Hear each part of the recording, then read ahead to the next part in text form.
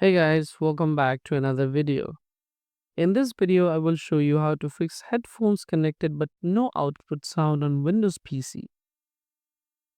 If your headphones are connected to your Windows PC but there's no sound, don't worry. Let's fix it by updating the driver. First, right-click on the Start menu and select Device Manager. In Device Manager, look for the section called Sound, Video, and Game Controllers. Find your audio device. It might be listed as Realtek Audio, High Definition Audio, or something similar.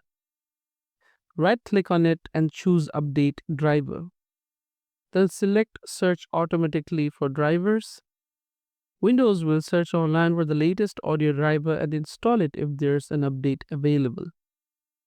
Once the update is complete, restart your computer. Thanks for watching.